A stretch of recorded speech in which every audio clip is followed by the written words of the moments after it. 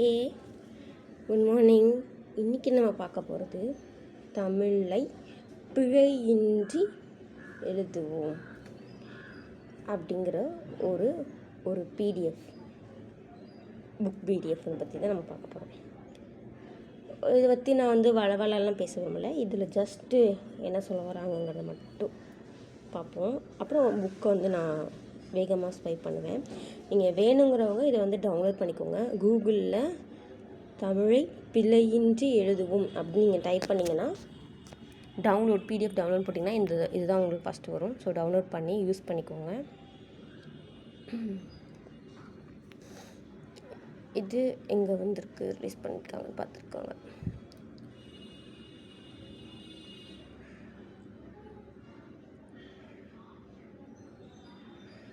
இது நல்லாவே இருந்தது இந்த புக்கு.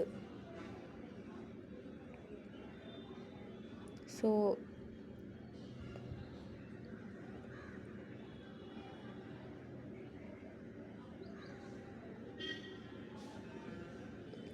குறுகிய காலத்தில் தமிழை பிழையின்றி படிப்பதற்கும் எழுதுவதற்கும் இந்த புத்தகம், அதாவது தமிழை பிழையின்றி எழுதுவோம் என்ற புத்தகத்தை உருவாக்கியிருக்காங்க. இதெல்லாம் நீங்கள் படிங்க. நான் எக்ஸ்பிளைன் பண்ணுறதுல உங்களுக்கு அந்த அளவுக்கு இருக்கிறத விட நீங்கள் நல்லா படிங்க. படித்து புரிஞ்சுக்க ட்ரை பண்ணுங்கள். ஓகே, இதில் என்னென்ன பொருளடக்கம் இருக்குங்கிறத பார்த்துக்கலாம்.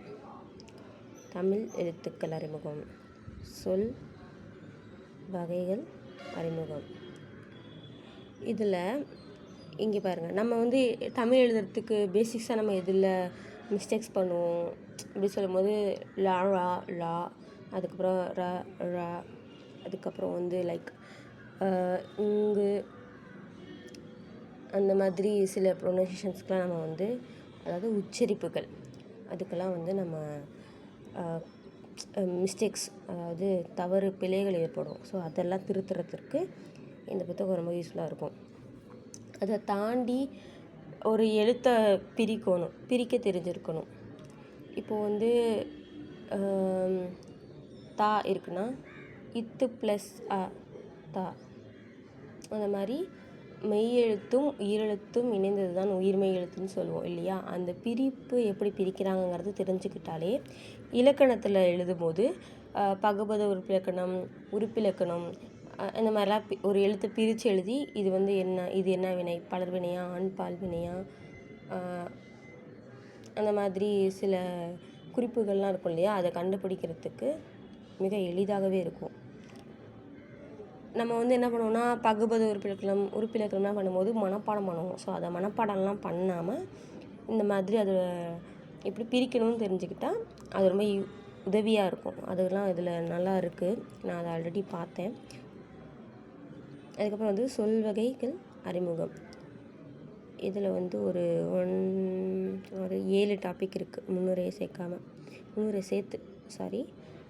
சேர்த்து 7 இல்லைன்னா 6, எல்லாத்துலேயுமே 300 கொடுத்துருக்காங்க. ஓகே, இவ்வளோ தான் நம்மக்கிட்ட இப்போ இருக்குது. ஸோ இது வெறும் பொருளடக்கம் மட்டும்தான். உள்ளே நிறைய இருக்குது. அதை நான் நெக்ஸ்ட்டு